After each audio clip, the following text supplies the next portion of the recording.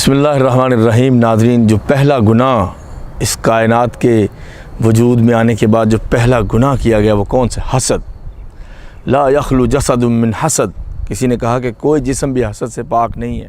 انسان میں built in ہے حسد، اور آگے بڑھنے کا سبب بھی ہے، لیکن یہ نیگیٹو ہو جاتا ہے بعض اوقات۔ پیغمبر علیہ السلام نے ایک لفظ میں کہا لا تحاسدوا، حسد آپس میں مت کرو۔ تم سے پہلی امتیں جو تباہ ہو گئیں وہ کس وجہ سے تباہ ہوئیں؟ حسد کی وجہ سے، اور ایک دوسرے پہ زیادتی کرنے کی وجہ سے۔ شیطان نے آدم علیہ السلام سے حسد کیا تھا، وہ خوار ہو گیا، آدم عظیم ہو گئے۔ حسد جو ہے وہ انسان کو پیچھے چھوڑ دیتا ہے۔ حسد نے حضرت یوسف کو اتنی آزمائشوں میں ڈال دیا کہ ان کے بھائیوں نے کنویں میں پھینک دیا اور قتل کرنے کی سازش کر دی۔ حسد، آدم علیہ السلام کے دو بیٹوں کا آپس میں جھگڑا ہوا، قابیل نے حابیل کو قتل کر دیا۔ اس نے کہا لأقتلنک، اس سے حسد کی وجہ سے کہا کہ میں تجھے قتل کر دوں گا، کہ اس کی زوجہ زیادہ خوبصورت تھی۔ یہ بھی ایک حسد ہے، اولادوں میں، خامدوں میں، بیویوں میں، جابز میں، بزنس میں۔ اور اس کا حل صرف یہ ہے کہ اللہ سبحانہ وتعالیٰ کی تقدیر پہ یقین رکھیں۔ نحن قسمنا بینہم معیشتہم، اللہ سورہ زخرف میں فرماتے ہیں کہ ہم نے لوگوں کی معیشت، ان کی زندگی گزارنے کا جو نظام ہے وہ تقسیم کر رکھا ہے۔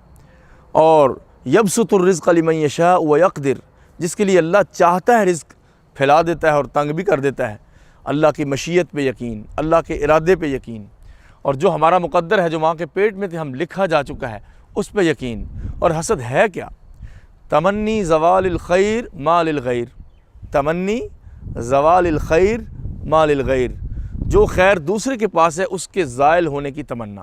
اگر آپ یہ کہیں کہ جو اس کو ملا اللہ مجھے بھی دے، تو یہ وہ چیز نہیں ہے جو ممنوع ہے۔ حالانکہ تمنا نہیں کرنی چاہیے، لیکن آپ کہیں اللہ اس کو بھی دے مجھے بھی دے، یہ ٹھیک ہے۔ لیکن اگر آپ کہیں کہ اس سے چھن جائے اور مجھے مل جائے، یہ ظلم ہے، یہ اللہ کی تقدیر پہ اعتراض ہے اور پریشانی کا باعث۔ حاسد کبھی اطمینان نہیں پاتا، حاسد اپنے حسد کی آگ میں خود جلتا ہے۔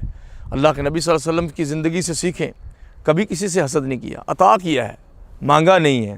آپ علیہ السلام نے حسد سے منع کیا اور خود بھی باز رہے، اور آپ نے فرمایا لا حسد الا فی اثنتین، رشک کر سکتے ہو، وہ بھی دو باتوں میں، دنیا کی چیزوں میں نہیں۔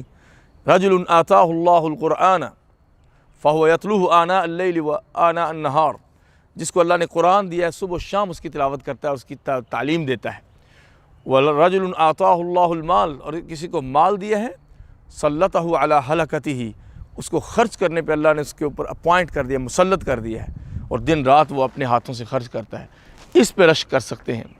آخر میں پیغام یہ ہے کہ کبھی پھولوں نے بھی کلیوں سے حسد کیا ہے، کبھی ہواؤں نے بھی بدلیوں سے حسد کیا ہے، کبھی سورج نے بھی چاندنی سے حسد کیا ہے، اور تو اور کبھی زمین نے آسمان سے حسد کیا ہے اپنی اس کی بلندیوں کو دیکھ کے۔